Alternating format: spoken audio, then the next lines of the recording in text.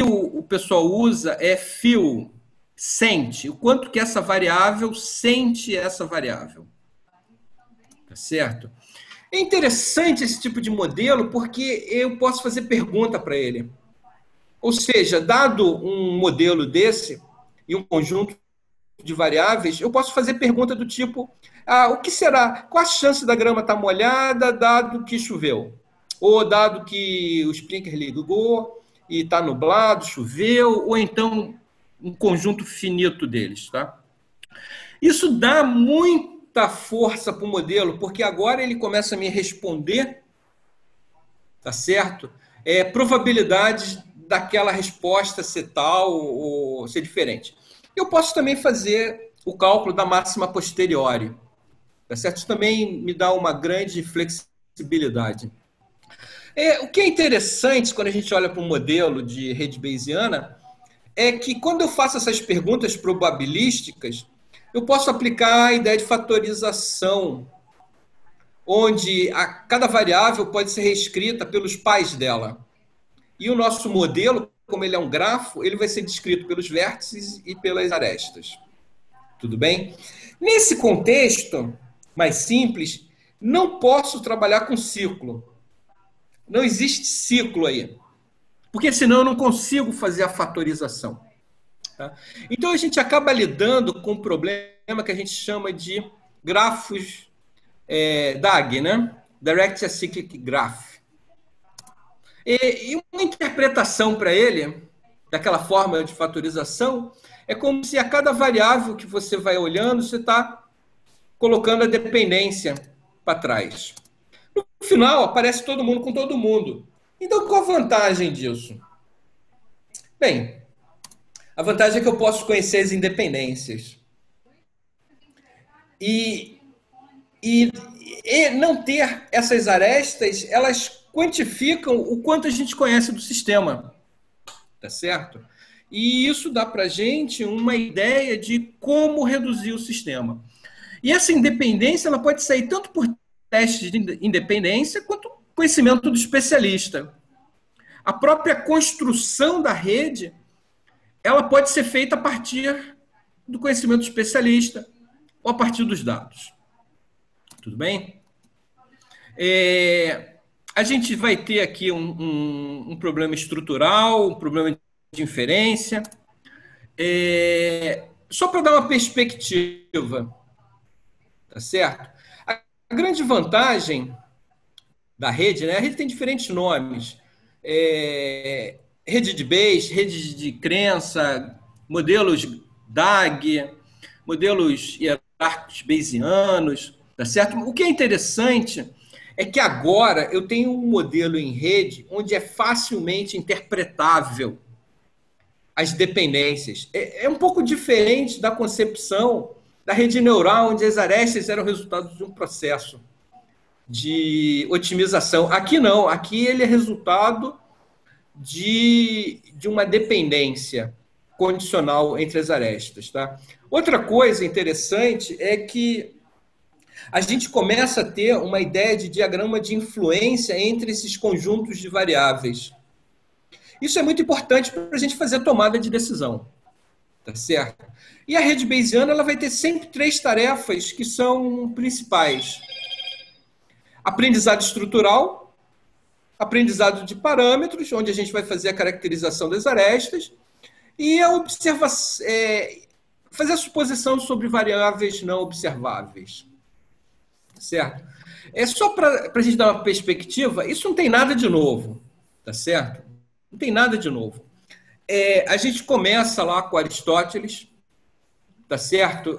Lidando com essa relação associativa de causa e efeito.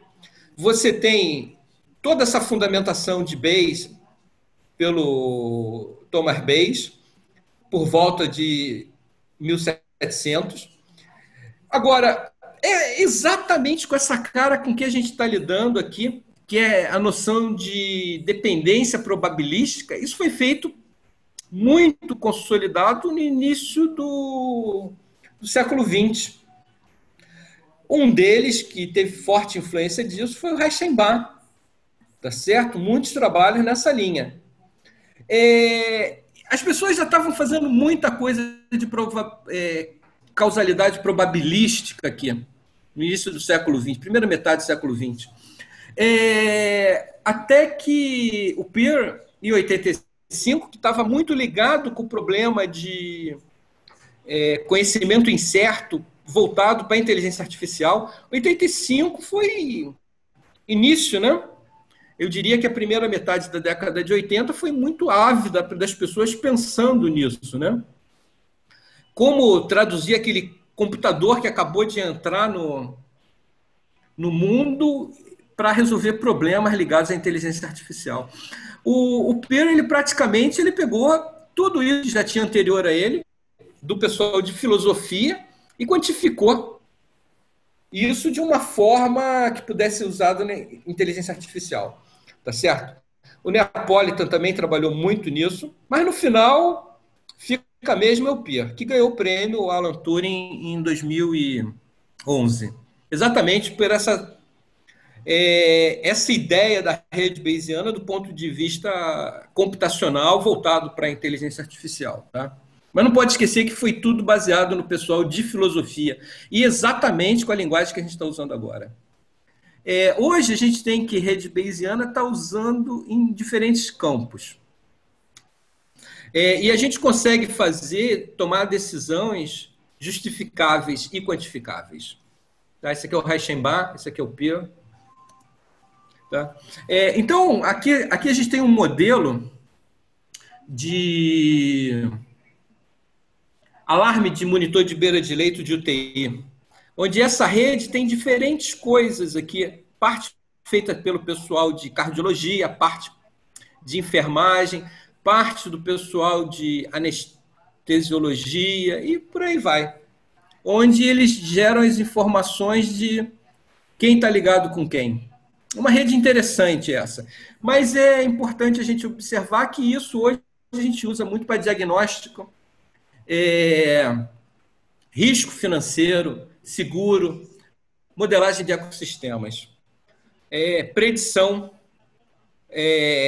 clima, esporte, tá? Fusão de sensores.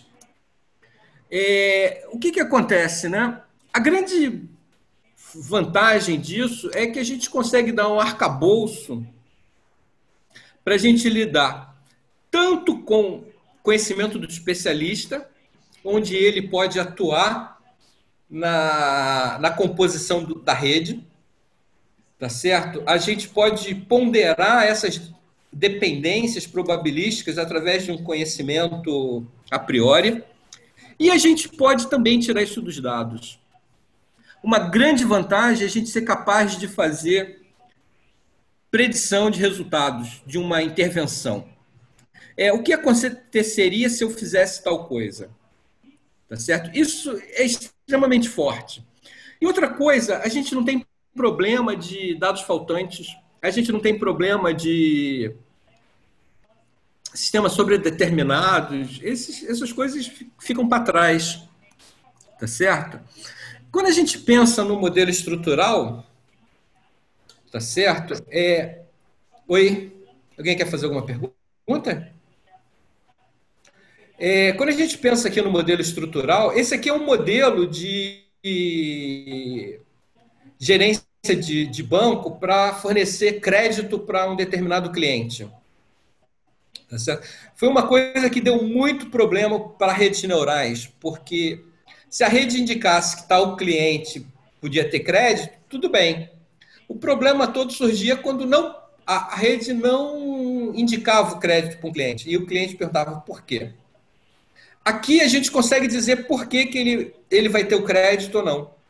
Exatamente por causa dos cálculos de probabilidade.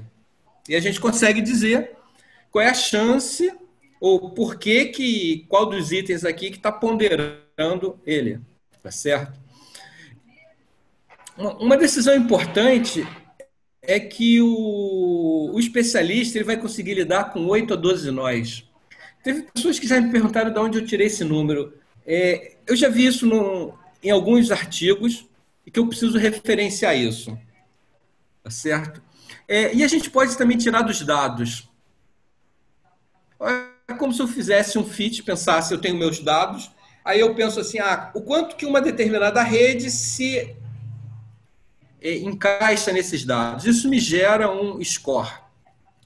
Apesar de eu estar falando de redes contínuas e redes discretas, tudo isso que eu falei é válido para dados contínuos também, tá? Só que é uma anotação um pouco mais complicada, porque aí eu vou ter que trabalhar com as funções a partir de famílias. E as famílias que a gente usa vão ser baseadas em famílias de Dirichlet. Tá? Isso aqui é só para ter uma ideia de quão complicado que é, né? Se a gente tiver 10 variáveis, o espaço de grafos é alguma coisa em torno de 10 a 20 possibilidades. 15 variáveis, 10 a 40. Tá certo?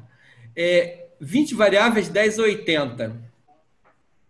Então, dizer que vai procurar o melhor grafo não faz sentido. Tá certo? Esse grafo aqui é log de log, tá? Então, e 20 variáveis é uma coisa muito pequena. Em termos de hoje, né, a quantidade de variáveis que a gente tem é muito grande. Então, tem que ter uma estratégia de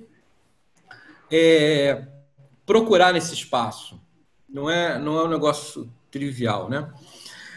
Outra coisa, o próprio processo, quando a gente fala que vai obter um grafo a partir dos dados, a gente precisa tomar muito cuidado, porque os próprios dados, eles são espelhos de um experimento, e eventualmente aquele grafo, ele pode estar representando relações que não são causais. Por isso que a gente precisa tomar muito cuidado dentro do modelo bayesiano, modelo de rede bayesiana, o que significa aresta. Porque a aresta a gente até queria que fosse uma relação causal, mas não é. É uma relação probabilística, tá certo? Porque ele foi resultado de um processo de otimização. Você até pode combinar isso com o especialista. O especialista ele vai te dar as relações causais. Mas se a gente bota num resultado de otimização, provavelmente a gente vai obter também arestas que não são causais. Aqui um exemplo, né? Fogo indicando fumaça e fumaça indicando fogo, tá certo? Todos os dois eles podem codificar uma tabela de dependência conjunta, mas somente fogo apontar para a fumaça vai representar uma rede causal, tá certo? A rede bayesiana, ela por si só não é suficiente para descobrir essas relações causais. E a gente precisa de mais informação. Então, uma rede causal, ela é, na verdade, a rede bayesiana. E com as arestas causais. Certo? O próximo set de slides é que eu vou falar um pouco mais disso. Aqui só para a gente ter uma ideia de como lidar com o problema de ciclo. A gente coloca uma variável de tempo. É como se a gente estivesse olhando a evolução temporal da rede. E esses ciclos, como estão representados aqui, eles estão ocorrendo por variáveis em diferentes time slices. Certo? Então, a rede bayesiana dinâmica, ela foi introduzida 10 anos depois, foi em 95, basicamente em cima dos trabalhos de Dagun. O interessante é que todas essas pessoas elas estão até aí hoje trabalhando e produzindo, tá? O problema da gente lidar com a rede bayesiana dinâmica ela é muito boa porque ela acaba com o problema de ciclo, mas eu tenho problema de escalabilidade. Meu espaço de busca cresce de uma forma inimaginável.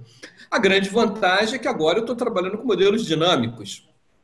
Posso lidar com dados não estacionários, tá certo? E é muito fácil de lidar, por exemplo, com data streaming.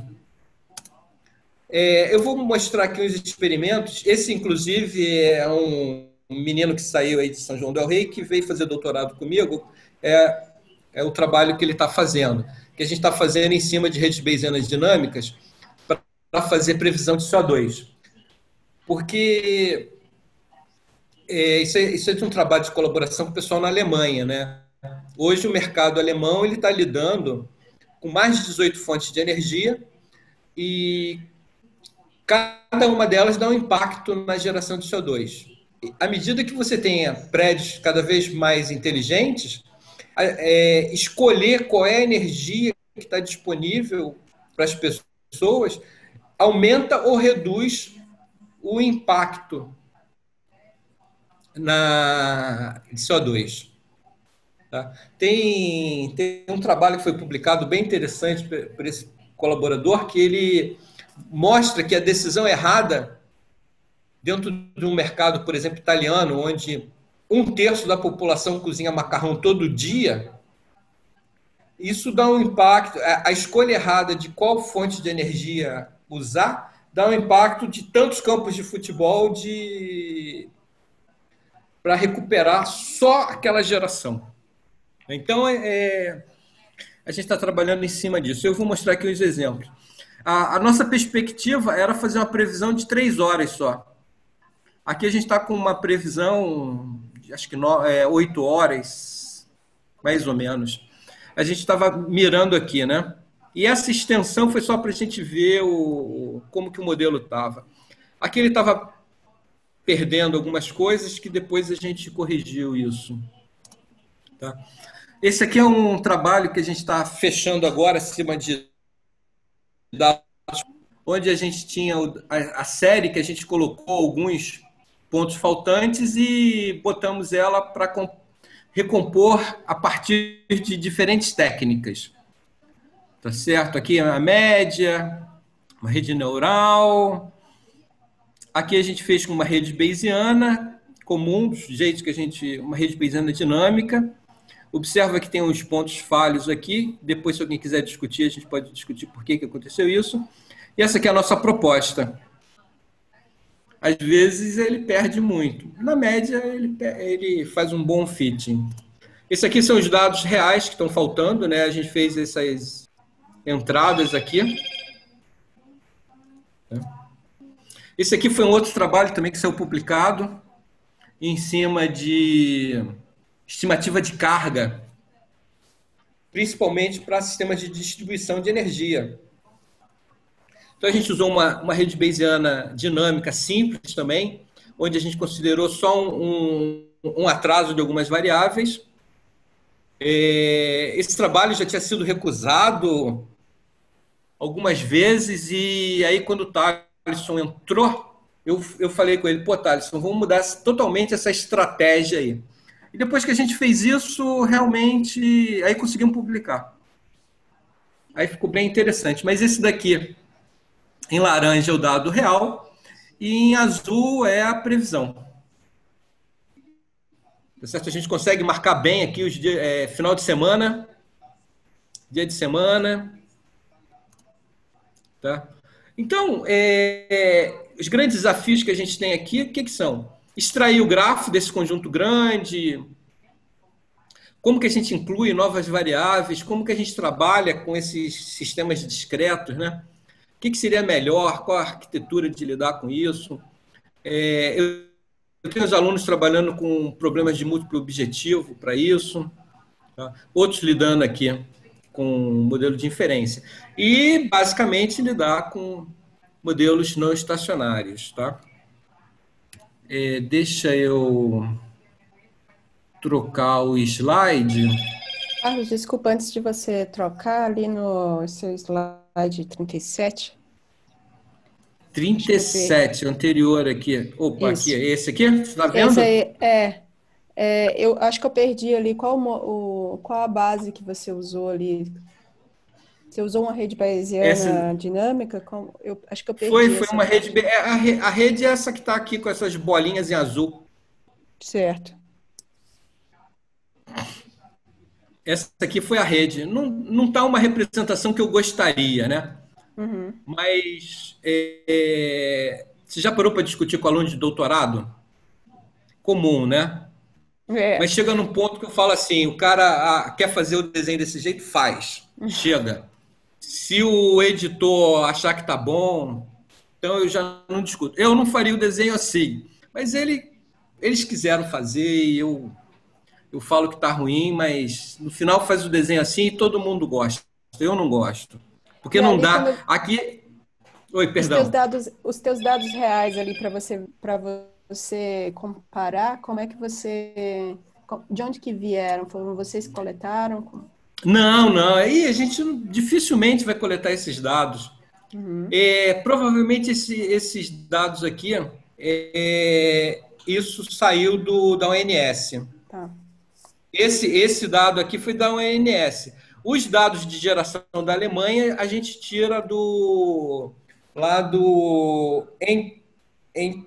Entou SE. Depois eu posso mandar o link, Tá que a bom. gente se cadastrou lá. É mais fácil a gente pegar os dados na Alemanha do que pegar aqui no Brasil. Isso é verdade. Tá? E o grande trabalho aqui de previsão de CO2 foi porque essas informações elas chegam para a gente atrasadas com 3 horas. Uhum, Entre pegar isso e estar disponível no site para a gente acessar, tem um delay aí de 3 horas. Isso uhum, é muito complicado, porque a gente precisa tomar a decisão naquele momento. Entendeu? E aí eu tenho que entendi. fazer o que a gente faz, usa os dados atrasados, faz uma previsão para o que se fosse agora e tomamos a decisão naquele momento, né? Uhum. Ou agora, ou para o futuro. Por isso a nossa meta é 3 horas, tá? Tudo Tá bem? bom, obrigada. Tudo bem, Posso obrigada. trocar aqui? Por mim, sim. Tá todo mundo vendo aqui? Porque apareceu aqui essa causal network. Sim. Legal. Aquele primeiro pedaço ali, algumas pessoas já assistiram, já tinham visto, inclusive o Erivelto, o Vinícius e tudo mais. Esse pedaço aqui não. E tá meio misturado, hein? Me desculpa, porque eu comecei fazendo em português, depois eu passei tudo para inglês. Então, esse pedaço aqui ainda tem coisa de inglês, português, tá meio. Tá? Por que a gente usa a noção de DAG, né? Primeiro, porque é uma forma qualitativa, facilmente interpretável, tá certo? E a gente consegue entender a relação entre variáveis. De novo, aquela vantagem lá, e a gente poder retirar essas relações que não fazem parte. Então, a ideia da gente poder fazer essa análise quantitativa usando DAGs, ela é muito forte, muito aceita na literatura. Muito mais do que a gente ficar escrevendo equações de probabilidade. Para a gente começar a falar de relação causal, vamos pensar aqui no exemplozinho simples, né? Imagina a seguinte situação. O João toma não toma o remédio e ele está vivo depois de 10 dias. E o José toma o remédio e 10 dias depois ele faleceu. Não ter tomado o remédio causou a sobrevida do João? Essas perguntas elas estão muito na moda, né? Esse tipo de coisa é muito usado pelo pessoal da medicina, coisas que estão ligadas a ele, né? Inclusive, um colaborador forte que eu tenho é um professor de bioestatística lá em Ribeirão Preto. É meio complicado a gente fazer isso. Por quê? Porque se a gente tiver A aqui é o tratamento e o Y é o resultado. Então, ter o tratamento, não ter o tratamento e não ter falecido foi a saída dele, tá? Ter o tratamento e ter falecido. É muito complicado. O que está acontecendo aqui é que a saída ela foi condicionada ao tratamento. E eu não tenho como voltar e perguntar para o João ou para o José. O José nem daria, porque ele já tinha falecido, né?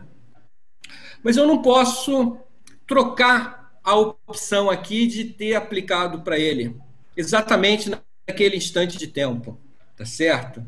Então é como se eu olhasse para as respostas da minha anotação aqui.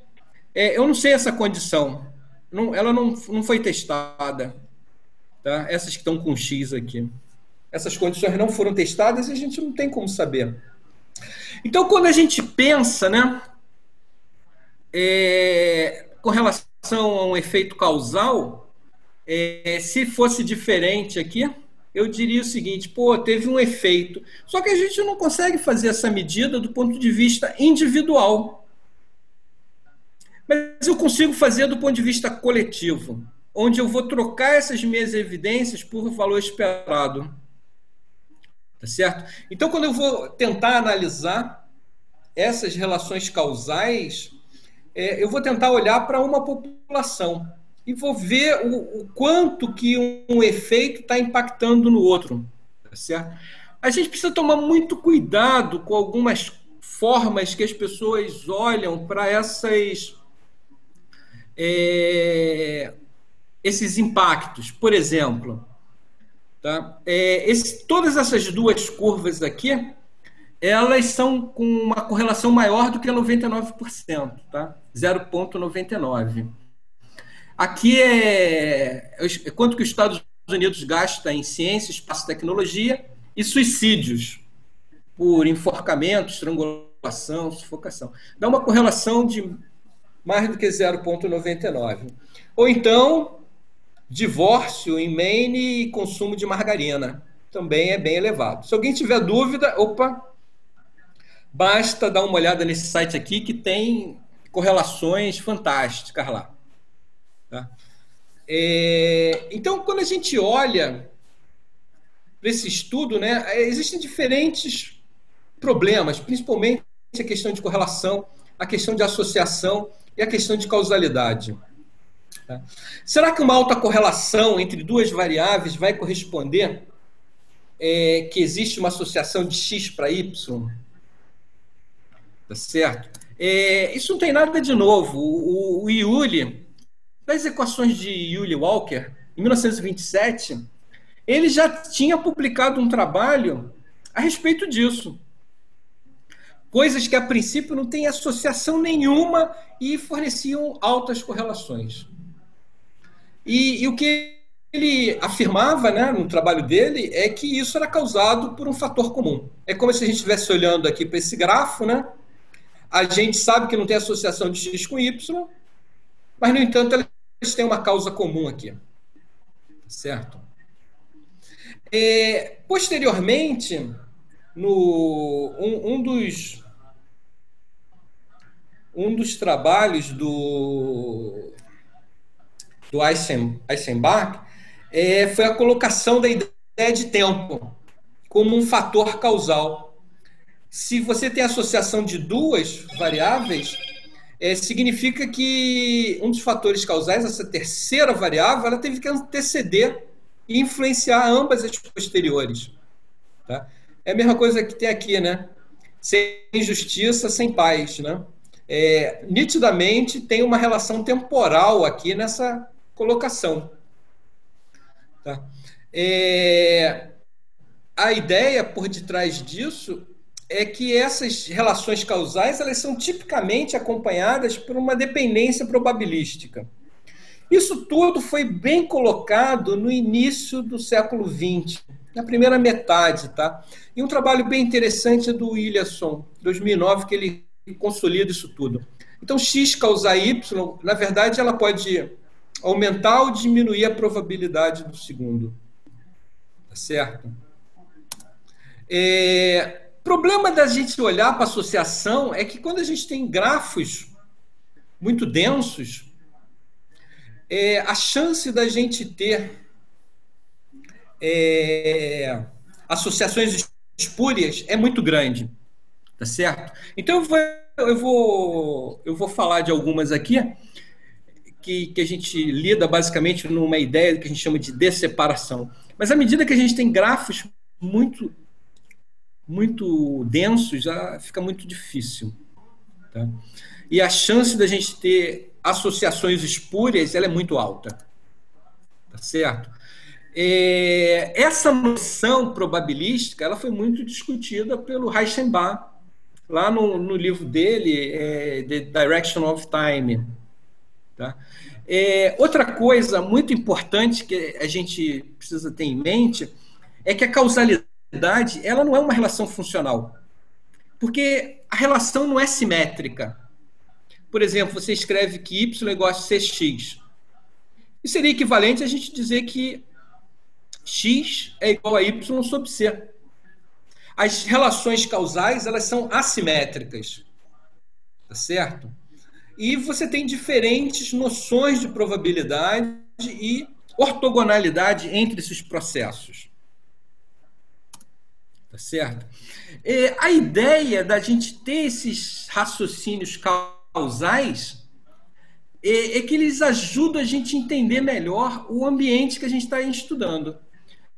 E esse raciocínio causal ele vai envolver diferentes aspectos, por exemplo, as inferências condicionais, inferências diagnósticas e inferências preditivas. Tá certo? Eu acho que fica um pouquinho mais claro para frente aqui.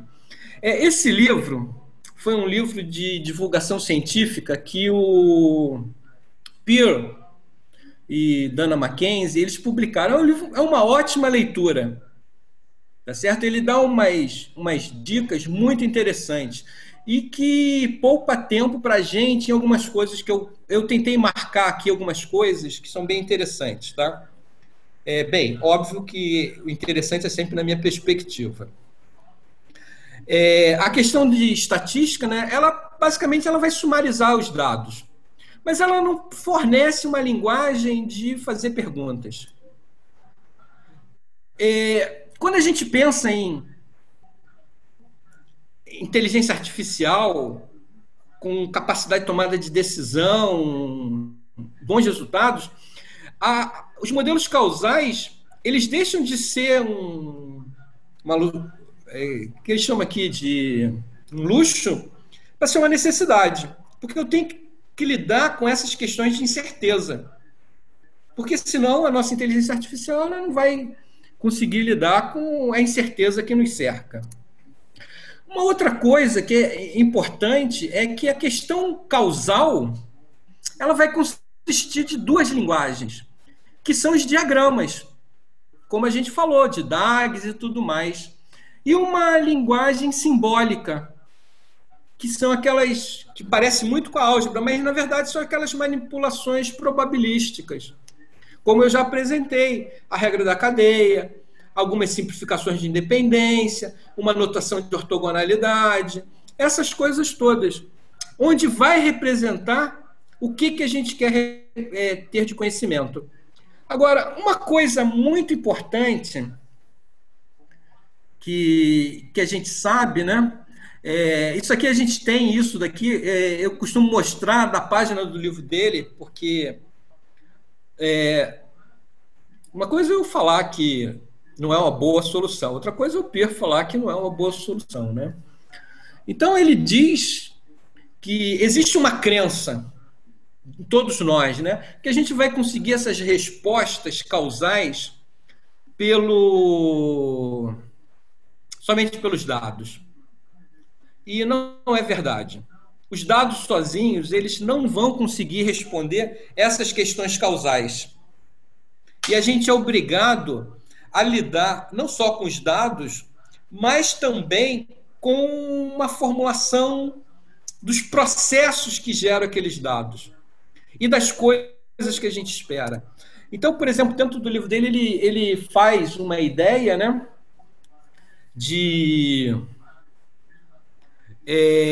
dos 3 degraus, onde a gente consegue, a partir de observações, geram uma estrutura de associação, vamos dizer assim.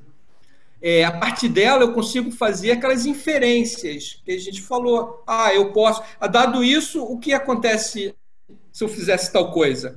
Isso começa a dar um polimento naquela nossa rede, que a princípio não tinha características causais. Eu consigo relacionar muito dos problemas que acontecem de direção de aresta fazendo intervenção. Por exemplo, é muito comum a gente começar a lidar com o problema de rede Bayesiana dinâmica e algumas variáveis apontam para o tempo. A gente sabe que Até agora a gente não conseguiu fazer isso. Mas isso surge fazendo intervenção. A gente bate os olhos e vê, essa aresta aqui ela não pode ficar desse jeito. E a gente pode fazer intervenção no modelo bayesiano para tentar começar a tirar esses problemas. E por último, é a questão da própria imaginação. O que esse modelo está me dizendo? Pô, será que eu consigo... O que ele está me dizendo? Pô, será que eu posso usar esse medicamento e vai ter essa causa? Será que não?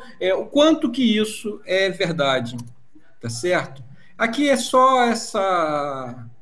Em texto, né? Isso que eu falei ali. Tá certo? Esse é o último degrau que ele chama, a gente fazer essas introspecção dos sistemas a partir de regras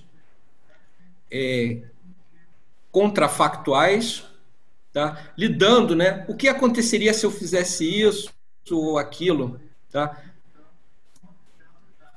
Essa formalização toda em cima de modelos causais, usando redes bayesianas, isso veio a partir de 2000 e as pessoas têm lidado diretamente com isso. A grande vantagem é aquela fatorização que agora a gente renomeia ela como condição causal de Markov. Tá certo? E a gente pode determinar essas associações e tudo mais. Esse modelo aqui é um modelinho bem simples, tá? Que lida com 3 condições básicas que a gente vai lidar, né? A primeira é o que a gente chama de causa comum, ou seja, a variável A antecede B e C. Eu tenho uma outra, que é o modelo de cadeia, onde a variável A impacta na variável B, que impacta na variável C. E eu tenho aqui alguma coisa muito estranha, né? A variável A e a variável B apontando para uma variável C, certo? E a gente pode começar a fazer perguntas assim, né? Será que a correlação de B e C for alta? Tá certo? Esse modelo de causa comum, e eu faço 2 variáveis aqui, faço a correlação, ela vai dar alta. Agora, quando condiciono na variável A, ela vai a 0. Tá certo? Aqui é o que a gente chama de correlação condicionada. Tá certo? Outro modelo na relação em cadeia. Se eu fizer a correlação de A e C, ela vai dar alta. Elas têm essa estrutura de dependência. E se eu fizer a correlação condicionada de A a C condicionada a B, ela vai a 0. Ou seja, a variável B aqui e aqui a variável A, elas estão servindo de intermediação para esse processo que a gente está monitorando. E ele vai a 0. Agora, quando a gente olha para essa terceira aqui, o que a gente está vendo é que A e B são... Aqui eu estou vendo que A e B são independentes. Tá certo? Então, se você medir a correlação de A e B, ela vai dar 0. Porque os processos são independentes aqui. Agora, imagine a seguinte situação. Você não sabe, e aí você pega A e B condicionado com C. Na hora que a gente condiciona a variável C aqui, A e B passam a ser dependentes. Isso gerou um conjunto grande de paradoxos, inclusive problemas de shows de auditório. O Monty Python, por exemplo, foi um problema desses, né? Onde a gente condicionava isso. Esse aqui é mais difícil da gente ver. É como, você imagina variáveis aleatórias que estão gerando 0 e 1. E aqui eu estou fazendo a soma deles. Então, imagina o seguinte, se eu condicionar aqui A, C, condiciono, por exemplo, C igual a 1, que eu só vou analisar quando o resultado aqui for 1. Então, se o 1 não veio de B, necessariamente ele tem que vir de A. Então, quando a gente condiciona na variável C, tá certo?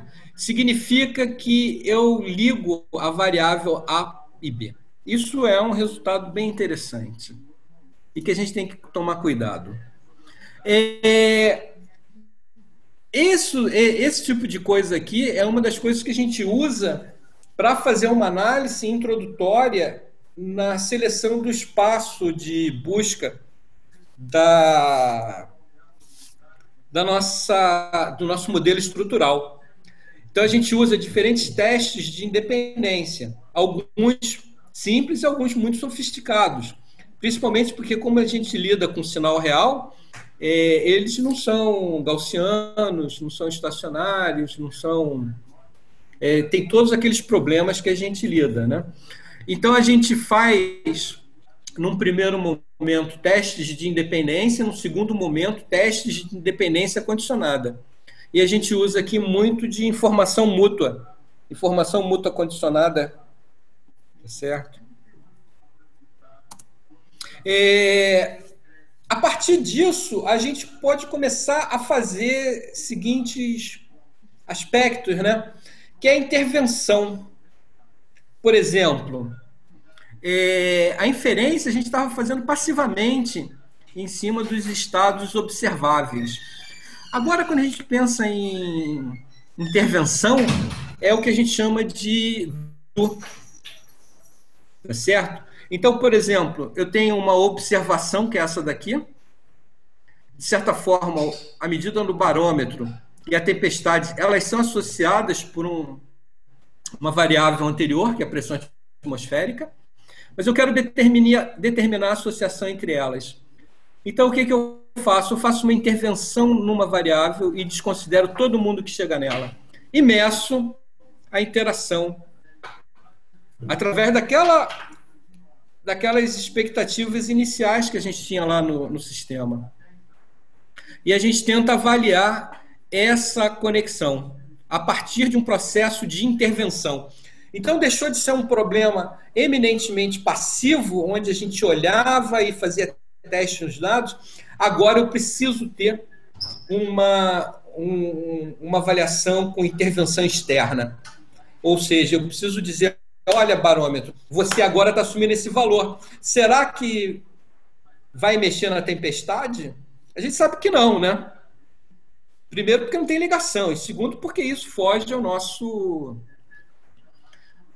entendimento. Tá? Mas a gente pode fazer isso em diferentes níveis. Aqui a gente está fazendo com coisas simples. Tá? Esse processo foi introduzido por Pearson em 2000. É chamado de Do Operator. E o que é interessante é que ele está fazendo a intervenção naquele nosso modelo. Certo? Na verdade, a partir desse operador do, é como se a gente estivesse subindo o segundo degrau da escada. Tá certo? Dentro daquela hipótese lá que o Pearson introduziu de causalidade. E a gente começa a fazer esse tipo de questionamento. Tudo bem? E a gente consegue fazer essas medidas. Aqui só com um exemplozinho simples, né? Para a gente entender. Agora, à medida que você está trabalhando com estruturas mais complicadas, por exemplo, essa daqui que tem uma variável comum, e a gente tentar entender o que está acontecendo, eu estou abrindo aqui a ligação que chega em B e vejo se eu consigo fazer a inferência aqui. Tá certo? Essas condições entre observação e inferência, isso é muito usado hoje em dia. A maior parte de tudo isso que eu falei é muito usado hoje em dia e é muito complicado porque não dá para fazer isso como um modelo caixa preta. As pessoas têm que conhecer os modelos, têm que ter hipótese e essas hipóteses elas têm que ser confirmadas em diferentes níveis. tá certo? Eu acho que eu não ia apresentar mais nada além daqui. Mas a ideia é... Opa.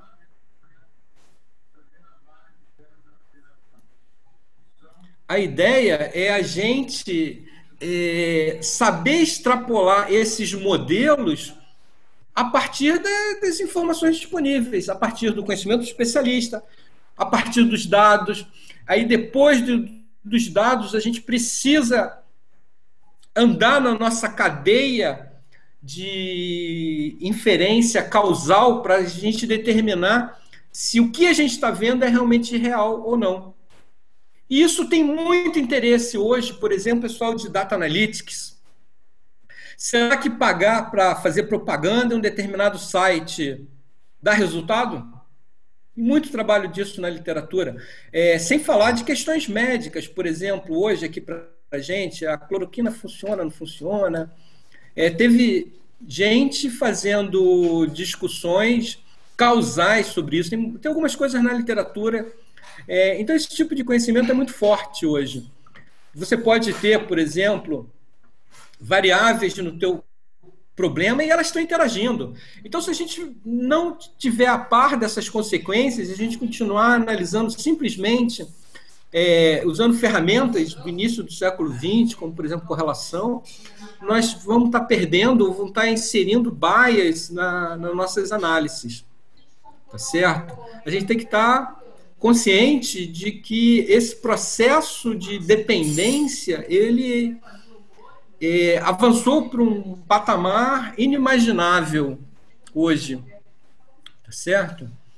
Bem, senhores, desculpa, eu acho que eu falei mais do que eu devia, mas eu me coloco à disposição. Se alguém quiser depois discutir qualquer coisa, eu estou sempre aberto a conversar. Tá bom? Muito obrigado pela possibilidade de apresentar o trabalho que a gente faz aqui. Tá? Obrigado, Erivelto, Ô, Carlos, paciência de todo mundo aí. A gente que agradece, porque eu acho que são raras às vezes as oportunidades que nós conseguimos assim, ter uma associação tão bacana como você fez, que é ao mesmo tempo dar elementos muito didáticos, muito imediatos para aquele conteúdo, mas fazer essas reflexões de pano de fundo, né? Que eu acho que elas são tão importantes e que colocam a ciência no seu devido lugar, né? Ao mesmo tempo muito útil, mas também com limitações, com problemas. E talvez uma das coisas assim que eu mais gostei na sua apresentação é dizer que assim, a inteligência artificial, o Big Data, eles são muito importantes, tem muito aí. Mas o papel do humano, o papel do cientista, ainda continua-se fundamental para ter essa intuição, para criar esses relacionamentos, que acaba sendo uma espécie assim de meio que de arte, né? Muito mais do que às vezes de propriamente assim de ciência. Muito bem, vou passar aqui agora para pergunta. Se alguém quiser fazer alguma pergunta, por favor. Eu estou à vontade aqui. Eu vou colocar meu... Ô, Vinícius, obrigado, hein? Eu vou colocar meu e-mail aqui, se alguém quiser depois discutir alguma coisa. Eu estou sempre aberto à discussão, tá?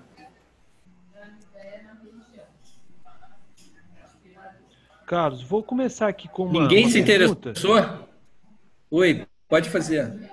Que é o seguinte, no momento que você fala sobre questão dinâmica, que você separa suas redes em slices, eu não me lembro, era um slide número 30 de uma das apresentações que você fez. A gente separa aquelas janelas, né? Tá. Como que você faz a junção de uma janela para outra, se a sua rede muda?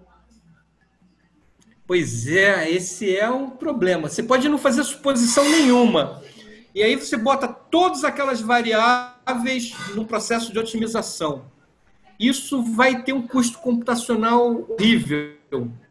Porque como é um modelo super exponencial, você está aumentando o número de variáveis, isso dá um impacto enorme.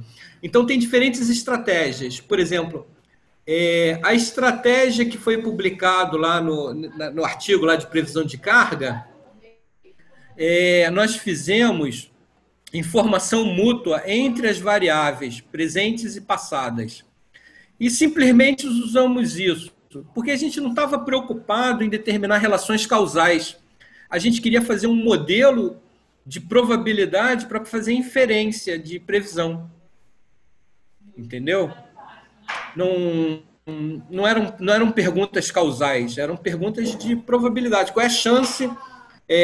Ver lá a máxima posterior e dizer o valor que estava dando o sistema. Entendi. Entendeu? Mas aí a gente pode fazer essa dependência. O Dagun, no trabalho dele de 95, ele fez redes dentro de um sistema estacionário, onde todas as redes eles eram parecidas em diferentes time slices. E a preocupação dele era ponderar essas conexões entre time slices. Ele usou uma abordagem bem simples, muito elegante, medindo esse acoplamento. Ele usou um parâmetro de acoplamento lá, muito simples. E no final dá um resultado muito bonito, muito elegante. Porque esse parâmetro de acoplamento servia, inclusive, para dizer se tinha mudança na estrutura da rede. A gente faz de tudo. Tanto de partir para a ignorância e botar todo mundo na rede, lá, só que aí sobrecarrega o sistema de otimização. Então, eu tenho alunos trabalhando só com otimização, tá certo? Em cima disso, e alunos trabalhando com outras questões. Consegui responder, Erivelto? Perfeito, ótimo. Maravilha.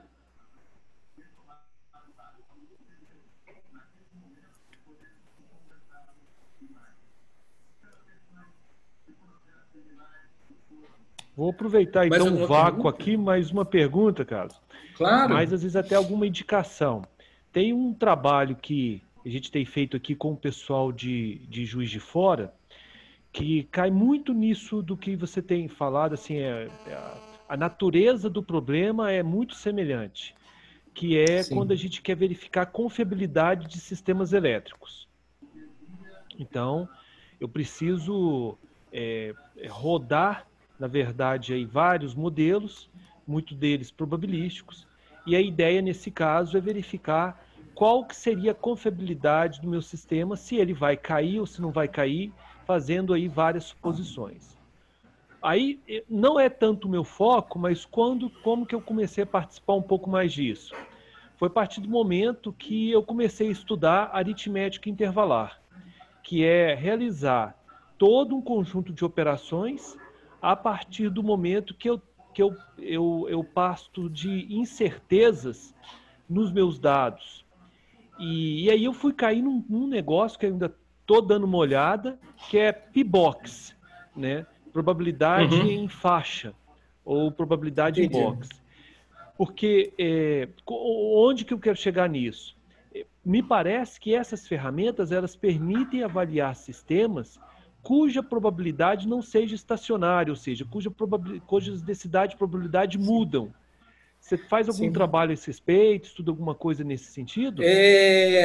Você pegou o pedaço que a gente estava conversando, eu com o Vinícius, de um aluno que foi para o FMG? Não, o trabalho dele era exatamente em cima disso. Era um ex-aluno meu de doutorado, e a gente trabalhou muito com resiliência de sistemas de distribuição de energia.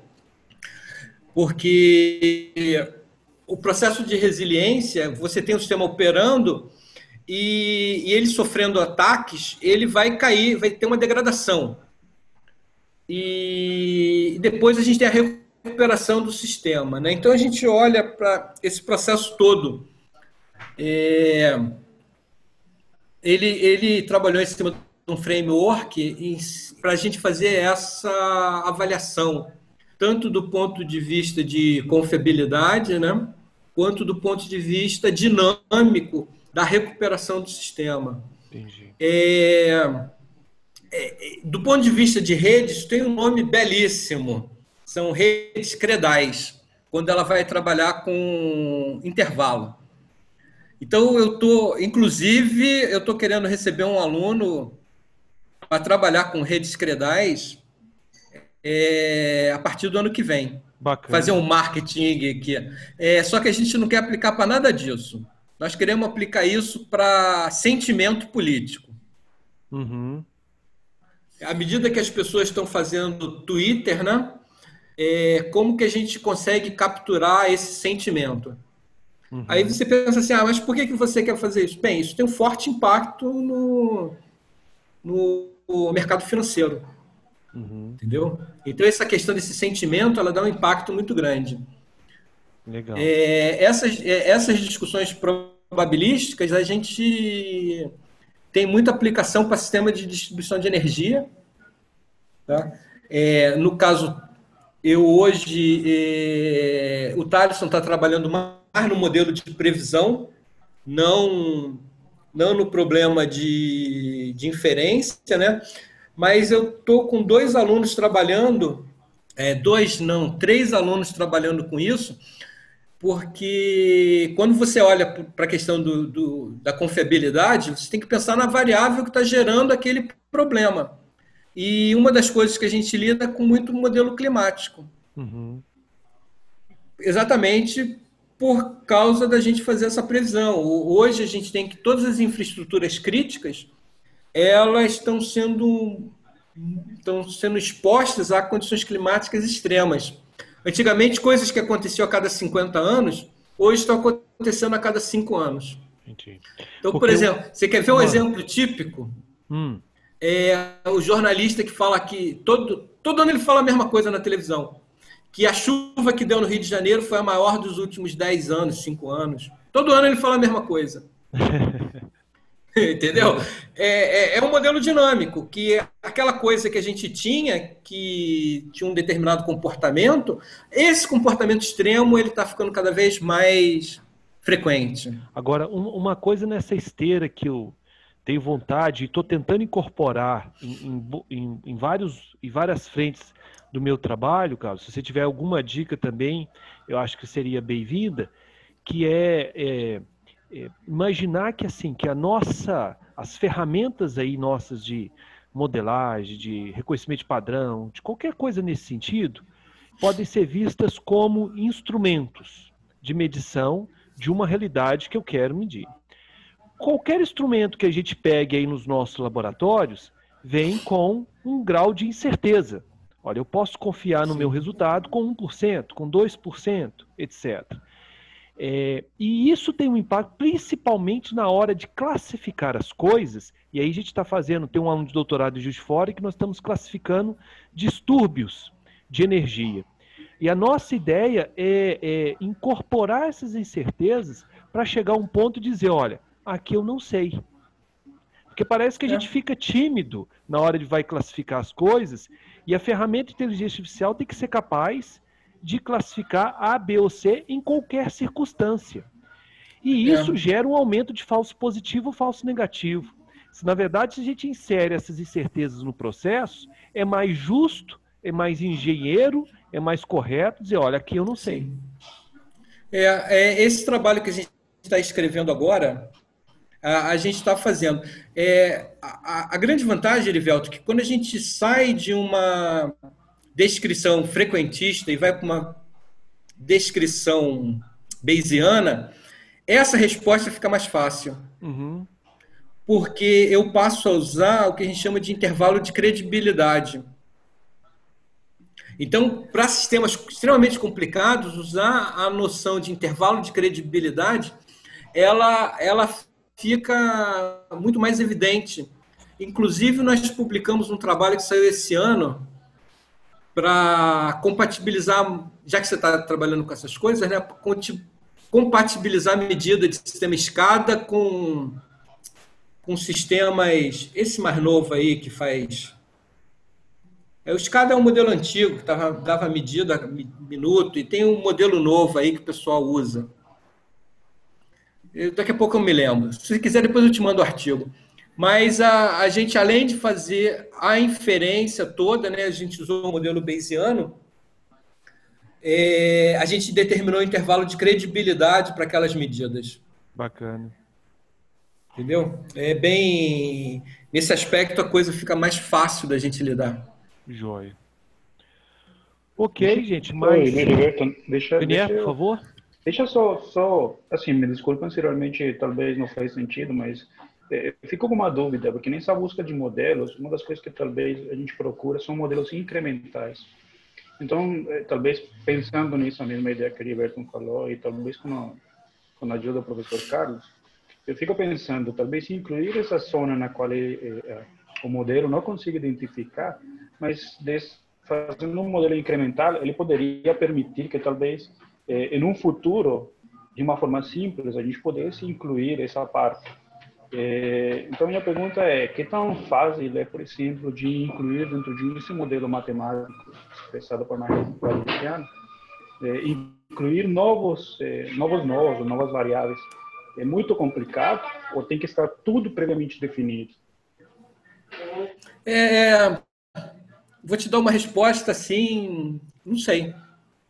Isso, inclusive, se você olhar lá naqueles slides, se eu não me engano, foi daquele primeiro set que eu falei assim, como é que a gente faz para incluir novas variáveis? Não sei. Uhum. Tá, ok. Isso, inclusive, é um negócio que eu queria alguém para trabalhar com isso, mas eu não sei qual seria o impacto. Talvez mínimo, mas depende muito do sistema, né? Mas eu assim, a princípio, eu não sei te dizer o que fica melhor, o que fica pior. Ok, perfeito. Obrigado.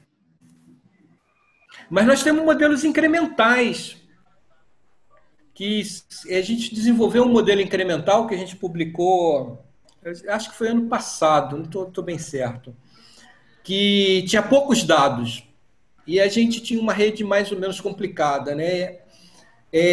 A gente usou um modelo de Monte Carlo para tentar capturar as conexões que eram mais evidentes. Entendeu? E esse modelo incremental ele foi desenvolvido para sistemas estáticos. E o Thaleson está generalizando ele para trabalhar com sistemas dinâmicos. Então é isso que você vai ler na tese dele, hein, Heriberto? Lá na qualificação dele. Exatamente essa mudança para a gente fazer um modelo incremental. Só que, Javier, essa questão do modelo incremental para a gente podia ser alguma coisa assim, né? Você pode ter um sistema onde você, a princípio, tem todo mundo desconectado, o teu conhecimento a priori é independência total, e à medida que o sistema vai evoluindo, à medida que você vai conhecendo mais esse sistema, você começa a marcar algumas arestas que são mais evidentes. É em torno disso que a gente trabalha. Interessante. Obrigado. Nada. Ficar aqui pensando, mas obrigado. Ok, gente, eu acho que caminhando aí para o nosso fim dessa nossa palestra, o que eu queria assim propor a vocês, né, o pessoal que tem seguido aí nessas palestras, a Michelle, é que nós possamos, né, o Carlos gentilmente já fez isso, vou participar de um trabalho de qualificação lá com ele, então com o Gustavo a gente conseguimos aí agora um resultado preliminar que a gente está aí fazendo. Depois peço a Michelle para mandar os dados, né, por favor, de situações de ataques ou não que ela tiver para a gente trabalhar com aí problemas de classificação, que nós possamos assim estar nos convidando para bancas, palestras, né, coisas desse tipo. E depois, se qualquer um de nós souber de algum edital, infelizmente o horizonte aí não é dos mais né, benéficos para a questão disso, mas se a gente puder, de repente, editais, mandar alguma coisa junto, porque eu acho que é sempre muito valioso esse nosso esforço de estar juntando várias frentes, pessoas de diversas universidades, para trabalhar aí usando as mais diferentes ferramentas possíveis. né? Então, se alguém mais quiser reforçar alguma coisa ou falar, a gente vai caminhando aí para o final.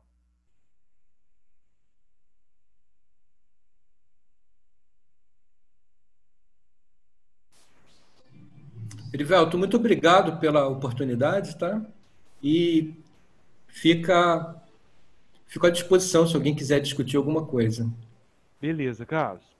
Então tá Tá bom, joia? gente. A Muito gente obrigado. agradece aí a presença de todos. Tenham um bom fim de semana. Até a próxima. Tchau, tchau, Carlos. Obrigado, Heriberto. Obrigado por tudo. Tchau a todos. Mais, obrigado.